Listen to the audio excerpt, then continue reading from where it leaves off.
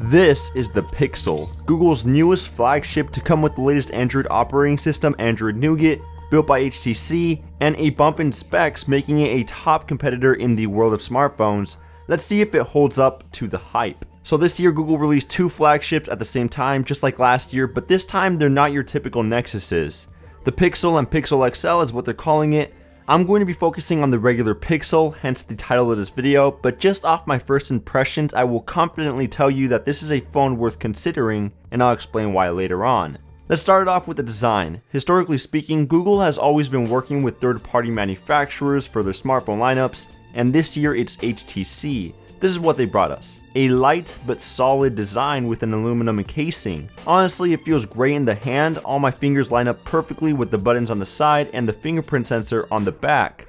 At first it may seem a bit too small if you're switching from a larger device such as the Nexus 6P or Galaxy S7 Edge, but that's why they have the XL, which is a bit bigger at 5.5 inches. You also can't miss that rounded rectangle glass on the back, giving it a nice accent that really makes this phone unique. But if that window wasn't there and the G logo was cleaned off, you could honestly mistake this as an iPhone. So the antenna bands, front-facing earpiece, and giant space-taking chin reminds me of an iPhone without a home button. I'm pretty sure I'm not the only one. But that's not a bad thing. I still love how this phone looks and feels in the hand. The buttons are very tactile and clicky. There's no camera bumps, so this phone doesn't rock from side to side when it's flat on its back. And the fingerprint sensor is decent, letting you unlock your device in a second, but it's not the fastest one out there. My only gripe about the design is that it's very slippery and scratches and fingerprints on the back glass are inevitable, so I decided to pick up a dbrand skin. It gives the phone a bit more grip, and with tons of skins to choose from, I didn't have a problem finding one that suited me best.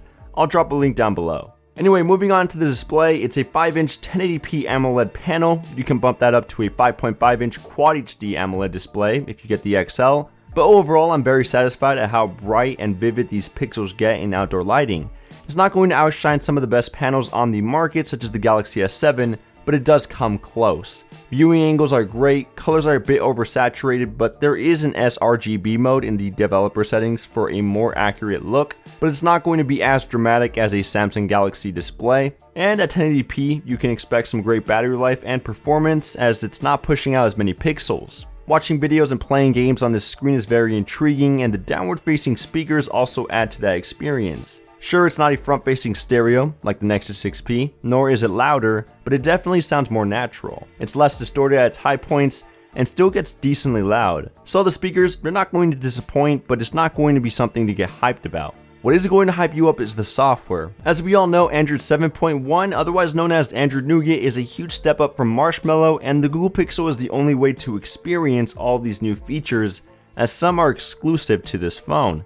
One of the game changers is the on-screen navigation bar. With the white buttons being completely filled in, you get a neat animation when you tap on the home button, and if you long press it, Google Assistant will pop up. Essentially, it's a replication of Google Now in a conversation format, allowing you to ask it anything, and it will try to find it in the web. It can also tell you jokes, play mini games, search nearby restaurants, give you flight information, and much more. It's still in its early stages, so there's a limit as to what you can ask it to do. For example, it can't identify what songs are currently playing, you can't order an Uber, Gmail integration is very limited, so it can't tell you where your package is or what your recent purchases on Amazon were, and there are a couple more missing features. That's not to say Google Assistant is a horrible chatbot, and it's definitely useful, but it's going to take some time before it stops saying, "I can't do that yet."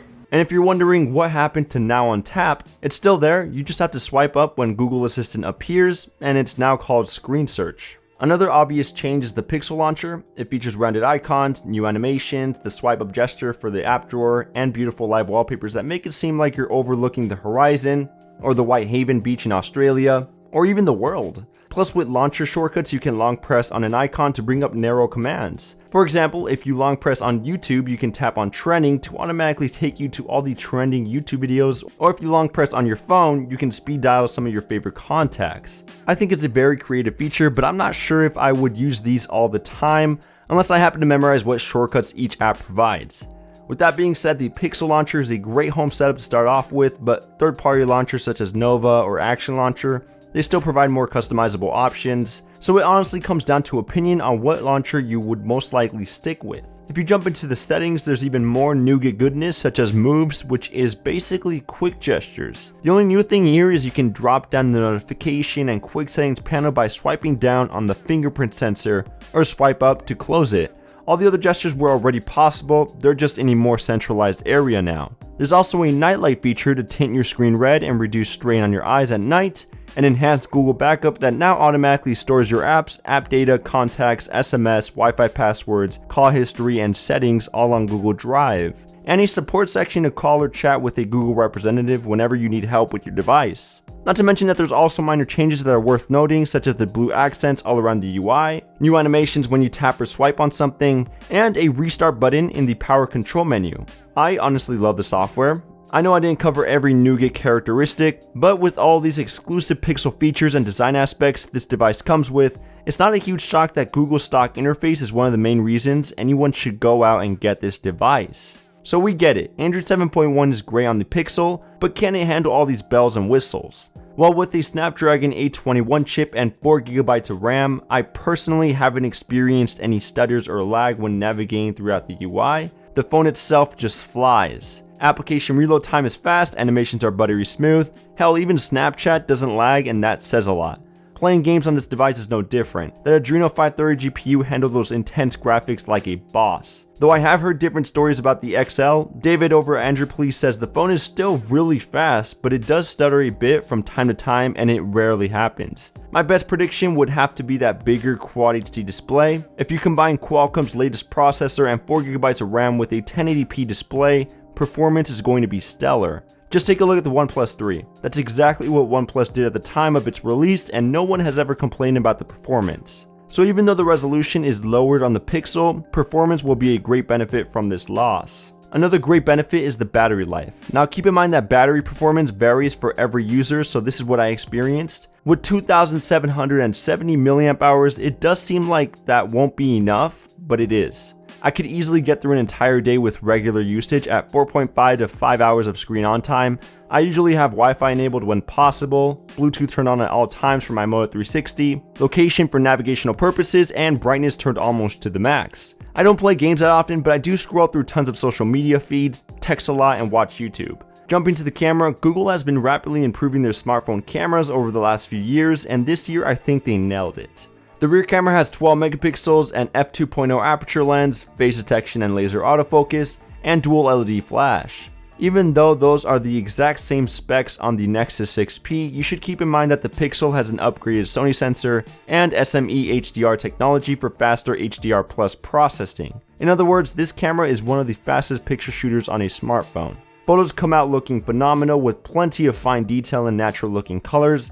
It does seem a bit saturated, but not excessively like the Galaxy S7, and even in low light situations the detail and colors still held up quite well with little to no noise softening or blown out highlights. When shooting a video in 4K resolution, the gyroscope-based software stabilization provides one of the best stabilized footages I have ever seen on a smartphone. It almost seems like a cameraman used a handheld stabilizer or even a tripod. In the end, the rear camera on both Pixels are great competitors alongside the Galaxy S7 and the iPhone 7, and we can't forget about that 8 megapixel front-facing camera, which also takes some solid selfies. Other things worth mentioning is that the Pixel works on all US major carriers, it utilizes UFC 2.0 storage for faster app installs and photo captures, and supports NFC. What it doesn't have is water resistance, wireless charging, a micro SD card slot, and no 64GB model, only 32 and 128. Which brings me to my last topic, the price tag. At $650 you can get the smaller 32GB variant. If you want a lot more space, you can pay $100 more for 128GB. If you want to get a bigger display and a lot more battery capacity, aka the Pixel XL, you can pay another $120, making it as low as $770 and as high as $870. Yes, I know that's a bit on the pricey side, but if you're rocking a 2-year-old device or had to return your Note 7 and you're looking for an upgrade that will most likely last you another 2 years, the Pixel gets the job done. You definitely won't have a problem with the software or have to worry about not getting any major software updates for the next 2 years. The camera will amaze you, the display and design is a subtle touch, and the battery should get you through an entire day. If you're coming from a Nexus 6P or Galaxy S7, unless you really want those Pixel exclusive features, I would just hold on for now because it's not going to feel like a huge upgrade. The bump in specs are nice on paper, but when you actually use it, it'll feel like any other flagship released this year. Still, I really like what the Google Pixel provides, and because of that, I plan on using this as my daily driver. Well, that's my full review of the Google Pixel. Let me know in the comments if you'll be upgrading to the Pixel anytime soon, and make sure to give this video a thumbs up if you enjoyed it. Check out AndroidPolice.com for some great Android news, and I will see you guys in the next one.